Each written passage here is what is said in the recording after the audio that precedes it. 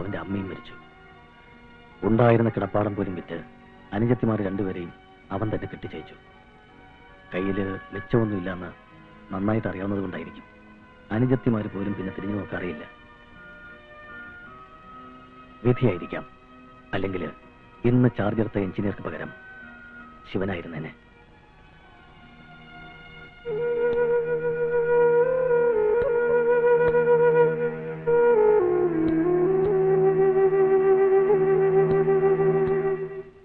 നിദ്രയിൽ നീ വന്ന സ്വപ്നങ്ങൾ. എന്തിനാ? വീട്ടിലെ കറണ്ട് പോയി. പവർ കട്ടായിരിക്കും. അല്ല, ഫ്യൂസ് പോയതാ. എത്ര പ്രാവശ്യം കെട്ടിയിട്ടിട്ടും പിന്നെയും പിന്നെ അടിച്ചു പോകുന്നു. ശിവൻകുട്ടി ഒന്ന് നോക്കിയാലേ. ഞാനില്ല കുമാര, ഓഫീസിൽ ഒരു കംപ്ലൈന്റ് എഴുതിയിട്ടാ മതി, അവരാരെങ്കിലും അയക്കും. അപ്പോഴും നിങ്ങൾ തന്നെയല്ലേ നോക്കേണ്ടത്? നാളെ മുതലല്ല. ഇയാൾ പിന്നോടെ പോകുന്നു. അറിഞ്ഞില്ലായിരുന്നോ? അദ്ദേഹം ഇവിടുന്ന് ട്രാൻസ്ഫർ വാങ്ങി പോവുക. ഭ്രാന്തെന്നല്ലാതെ എന്ത് പറയാനാ? പ്ലീസ് ശിവൻകുട്ടി, ബുദ്ധിമുട്ടിക്കുകയാണെന്ന് വിചാരിക്കരുത്. ആ പാർവതിക്കുള്ള പരീക്ഷയാ, അതുകൊണ്ടാ. പരീക്ഷ ആയാലും കൊള്ളാം, ടെസ്റ്റ് പേപ്പർ ആയാലും കൊള്ളാം. ഞാനില്ല എന്ന് പറഞ്ഞാലില്ല. കുമാരൻ പൊയ്ക്കോളൂ. എന്താ വന്നില്ലേ? അയാൾ ഇവിടെ ഒന്ന് പോകുവാണത്രേ. വേറെ ലൈൻമാൻമാർ വന്ന്. വേറെ ലൈൻമാനോ? എനിക്ക് പരീക്ഷയാണെന്ന് പറഞ്ഞില്ലേ? ഓഹോ, പറഞ്ഞു. പരീക്ഷ ആയാലും കൊള്ളാം, ടെസ്റ്റ് പേപ്പർ ആയാലും കൊള്ളാം, അയാൾക്ക് വരാൻ മനസ്സില്ലെന്ന്. കുമാരേട്ടൻ വന്നേ.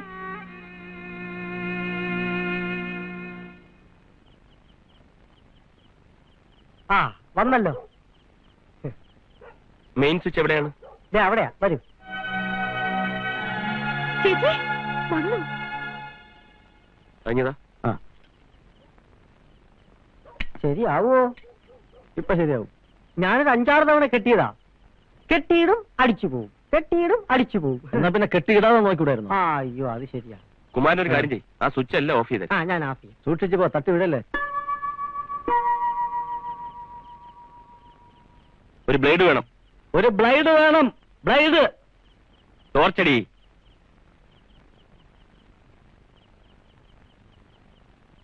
കത്തി. കത്തിയാ? ഫീസ് ഇടുമ്പോ കത്തി. നൈഫ്. നൈഫ്. നൈഫ്. ഇങ്ങോട്ടടി.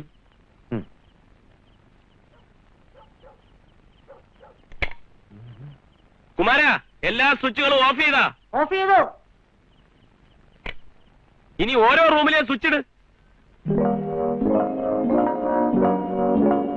വേഗം ഇട്ടേ.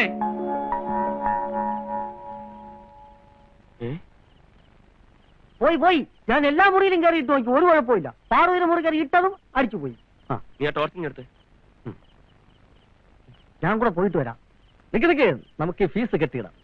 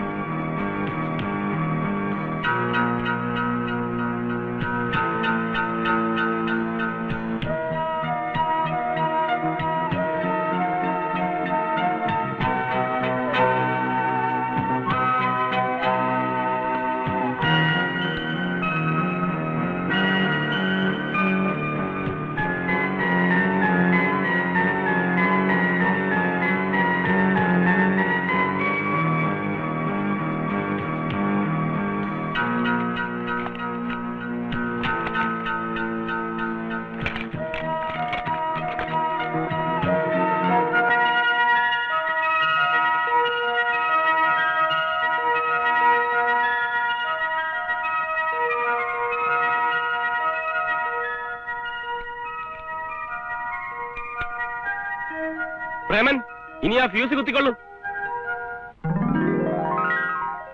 എന്തായത്? ഞാനാ. എന്തിന്? ഒന്ന് കാണാൻ. ആരെ? എന്നെയോ? അപ്പോ എന്നോടുള്ള ദേഷ്യമൊക്കെ പോയോ? പോകരുത്. ഞാൻ കാരണം എങ്ങും പോകരുത്. ഇല്ല, ഇനി എങ്ങും പോവില്ല. ആട്ടെ, 25 പൈസ വെച്ച ഫ്യൂസ് അടിച്ചു പോകുമെന്ന് ആരാ പറഞ്ഞത്? പറയൂ. അത് ഹോസ്റ്റലിൽ താമസിച്ചു പഠിക്കുന്ന കൂട്ടുകാരികൾ. ഞാൻ ഊഹിച്ചു. ഈ പൈസ ഞാൻ എടുത്തോട്ടെ? എന്തിനാ? സൂക്ഷിക്കാൻ. ജീവിതകാലം മുഴുവൻ. ഉം.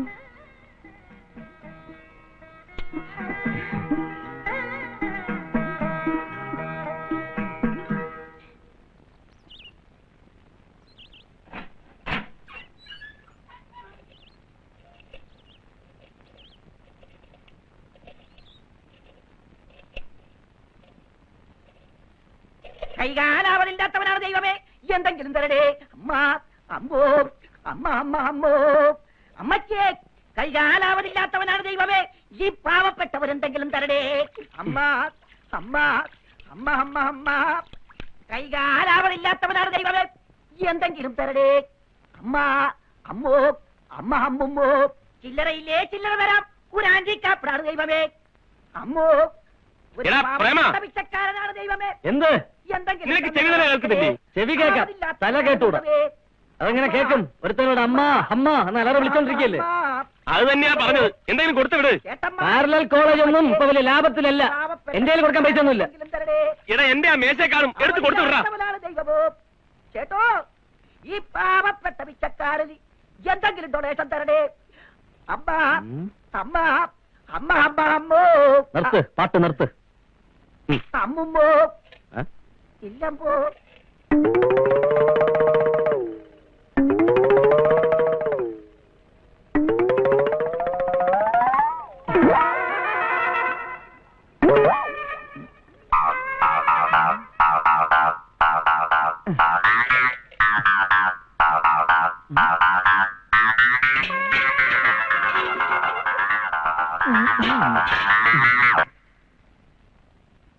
എന്റെ പൊന്നു പ്രേമ, പിച്ചക്കാരെങ്കിലും വന്നാ മേശക്കകത്ത് ഇഷ്ടം പോലെ ചേഞ്ച് കിടപ്പുണ്ട്. എന്തെങ്കിലും എടുത്ത് കൊടുത്തു വിടണം.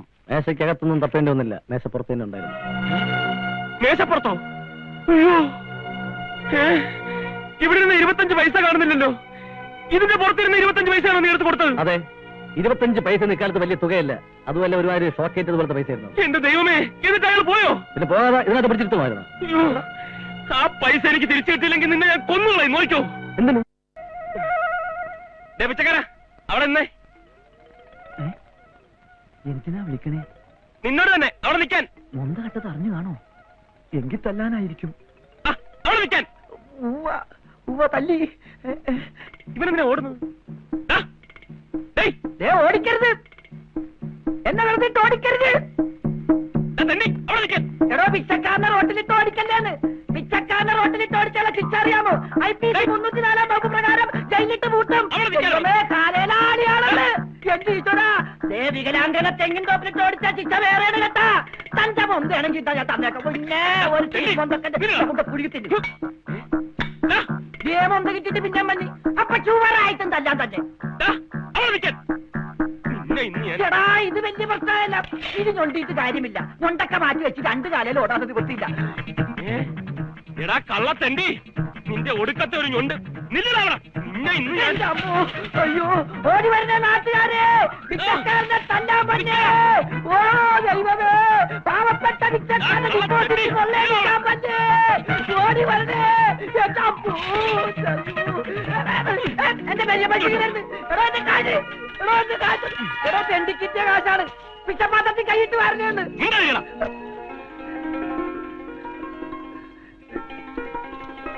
അയ്യോ, എന്റെ കാശ്